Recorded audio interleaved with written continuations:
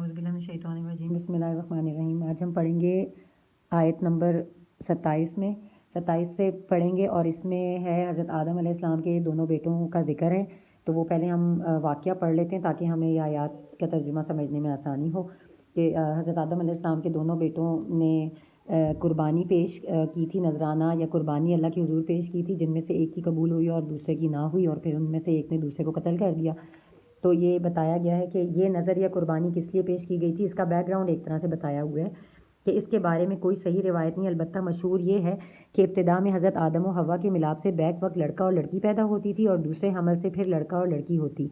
एक हमल के बहन भाई का निकाह दूसरे हमल के बहन भाई से कर दिया जाता था। हाबील के साथ पैदा होने वाली बहन बदसूरत थी, जबकि काबील के साथ पैदा होने वाली बहन खूबसूरत थी।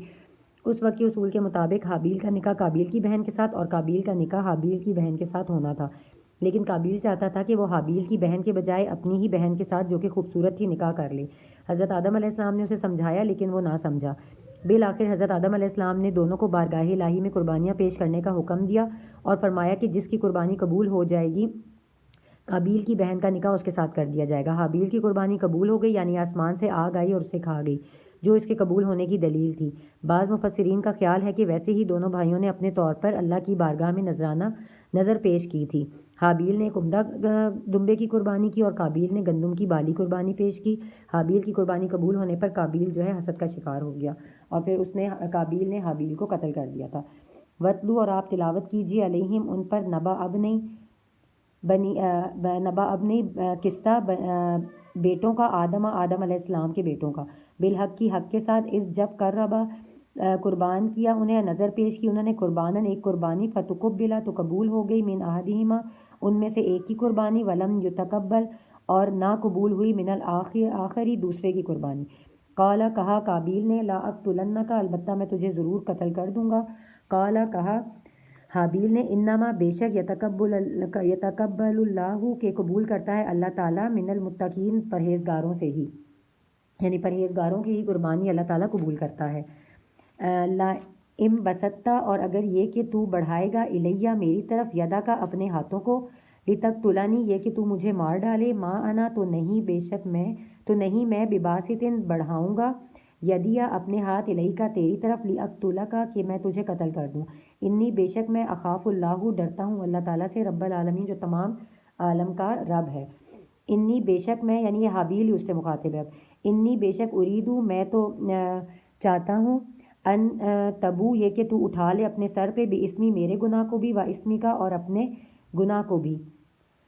फ़तकूना मिन अस्हाबिन नारी और फिर तू हो जाएगा आग वालों में से, वज़ाली का और ये जज़ाउज़ ज़ालिमीन सज़ा है ज़ालिमों की। यानी उसने कहा कि अगर तू मुझे कत्ल कर देगा, मेरी तरफ हाथ बढ़ाएगा गलत इरादे से, तो मैं तेरी तरफ कत्ल के इरादे से हाथ नहीं बढ़ाऊँगा, कि अगर तू मुझे कत्ल करेगा तो मेरा गुनाह और तेरा गुनाह भी तुम्हारे ही सर होगा, मेरे ऊपर कोई गुनाह नहीं होगा।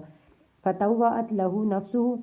बस काबील को आमादा कर लिया या राज़ी कर लिया उसके, नफ्सुहु उसके नफ्स ने, कत्ला ये कि वो कत्ल कर दे, अखी ही अपने भाई को, फ़क़तलहु पस कत्ल कर दिया काबील ने हाबील को, फ़अस्बहा पस वो हो गया, मिनल खासिरीन नुकसान उठाने वालों में से। फ़बअसल्लाहु पस मबूस किया फ़बासल्लाहु भेजा पस भेजा अल्लाह ताला ने, गुराबन एक कव्वे को, यबहसु फिल अर्ज़ी जो कि खोद रहा था ज़मीन को, लियूरियाहु ताकि वो दिखाए काबील को, कैफा युवारी कि कैसे वो छुपाए, सौअत्ता अखीही अपने भाई की लाश को। काला, कहा काबील ने, या वैलता है अफसोस, आजस्तु कि मैं इतना आजिज़ हो गया हूँ, अन अकूना ये कि मैं हो जाता, मिसला हाज़ल गुराबी कि मैं इस कव्वे की मानंद ही हो जाता, फ़उवारिया सौअता अखी और ये कि मैं छुपा देता अपने भाई की लाश को, फ़अस्बहा मिनन नादिमीन पस वो हो गया शर्मिंदा होने वालों में से। यानी कि ये आगे भी है, मिन अजली करीब उसी वक्त, यानी उसी वक्त वो शर्मिंदा हो गया,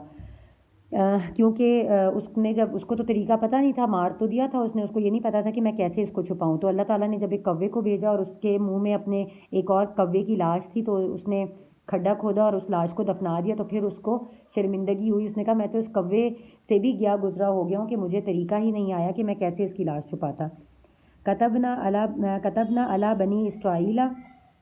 बस लिख दिया हमने या फ़र्ज़ कर दिया हमने बनी इसराइल पर, अन्नहु के बेशक वो, उनमें से मन कतला नफ्सन जो भी कोई कत्ल करेगा किसी जान को, बिगैरी नफ्सिन बग़ैर किसी سبب کے کسی بھی جان کو او فسادن یہ کہ وہ فساد کرتا تھا فی الارض زمین میں فکأنما پس اس نے قتل فکأنما پس بے شک قتل الناسا قتل کر دیا اس نے جمیعاً سب کے سب انسانوں کو ومن احیاہا اور جس نے زندہ رکھا کسی ایک جان کو فکأنما پس بے شک اس نے احیا الناسا زندہ رکھا جمیعاً تمام لوگوں کو. یعنی پھر یہ ہے کہ اسی وجہ سے ہم نے بنی اسرائیل پر یہ لکھ دیا کہ جو شخص کسی شخص کو بغیر کسی وجہ کے قتل کرے گا کہ نہ اس نے کوئی قتل کیا ہو نہ وہ زمین میں فساد کرنے والا ہو تو بغیر کسی وجہ کے اگر کسی شخص کو قتل کر دے گا تو اس نے پورے انسانوں کو قتل کر دیا, انسانیت کو قتل کیا. اور جو کوئی شخص کسی ایک شخص کی بھی جان بچائے گا تو اس نے تمام انسانیت کو زندہ رکھا. اور وَلَقَدْ اور البتہ تحقیق جاءتہم آئے ان کے پاس رسولنا ہمارے رسول بالبیناتی واضح نشانیاں لے کر ثم پھر انا بے شک کثیرم بہت سے منہم ان میں سے بعد ذالک اس کے بعد فی الارض زمین میں المسرفون خرابی پیدا کرنے والے تھے. اس میں یہی بتایا گیا یہودیوں کے متعلق بتایا گیا کہ ان کے پاس بہت سارے انبیاء جو تھے وہ دلیلیں اور اللہ تعالیٰ کی طرف سے نشانیاں لے کر آئے لیکن ان کا رویہ ہمیشہ سے ہی خراب رہا. یہودیوں نے بہت سارے انبیاء کو قتل کر دیا اور بہت ساروں کو جھٹلایا. تو ان کا حال بھی وہی ہے کہ انہوں نے ناحق انبیاء کو قتل کر دیا تھا. انما بے شک جزاء بدلہ ہے الذین ان لوگوں کا یحاربون اللہ جو کہ لڑتے ہیں جھگڑا کرتے ہیں اللہ سے ورسولہ اور اس کے رسولوں سے ویسعون اور وہ پھرتے ہیں فی الارض زمین میں فسادن فساد کرتے ہوئے یقتلوا یہ کہ ان کو قتل کر دو او یصلبوا یا ان کو سولی چڑھا دو او تقطع یا کاٹ دیے جائیں ایدیہم ان کے ہاتھ وارجلہم یا ان کے پاؤں اور ان کے پاؤں من خلاف مخالف سمتوں سے او ینفوا یا پھر ان کو نکال دیا جائے من الارض زمین سے یعنی ان کو جلا وطن کر دیا جائے. ذالک یہ لہم ان کے لیے خزی رسوائی ہے فی دنیا میں بھی ولہم اور ان کے لیے فی الآخرۃ آخرت میں بھی عذاب عظیم بہت بڑا عذاب ہے. اس واقعے کی وجہ یہ تھی کہ عقل اور ارینا قبیلے کے کچھ لوگ مسلمان ہو کر مدینے آئے. انہیں مدینے کی آب و ہوا راس نہ آئی تو نبی کریم صلی اللہ علیہ وسلم نے انہیں مدینہ سے باہر جہاں صدقے کے اونٹ تھے بھیج دیا کہ ان کا دودھ اور پیشاب پیو اللہ تعالیٰ شفا عطا فرمائے گا. چنانچہ چند روز میں وہ ٹھیک ہو گئے لیکن اس کے بعد انہوں نے اونٹوں کے رکھوالے اور چرواہوں کو قتل کر دیا اور اونٹ ہنکا کر لے گئے. جب نبی کریم صلی اللہ علیہ وسلم کو اس امر کی اطلاع ملی تو آپ نے ان کے پیچھے آدمی دوڑائے جو انہیں اونٹوں سمیت پکڑ لائے اور نبی کریم صلی اللہ علیہ وسلم نے ان کے ہاتھ پیر مخالف جانب سے کاٹ ڈالے اور ان کی آنکھوں میں گرم سلائیاں پھروائی کیونکہ انہوں نے بھی چرواہے کے ساتھ ایسا ہی کیا تھا.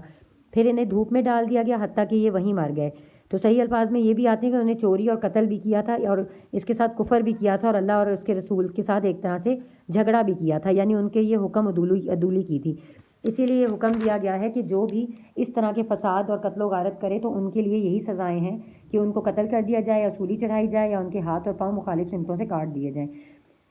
الا الذین مگر سوائے ان لوگوں کے تابو جو توبہ کر لیں من قبلی اس سے قبل کے ان تقدیروا علیہم یہ کہ تم ان پر قابو پا لو یعنی قابو پانے سے پہلے تک پکڑ میں آنے سے پہلے تک اگر وہ معافی مانگ لیں تو پھر ان کو چھوڑ دو. فعلموا پس جانتا ہے اللہ تعالیٰ کہ فعلموا بے شک ان اللہ بے شک اللہ تعالیٰ غفور الرحیم بخشنے والا اور رحم کرنے والا ہے.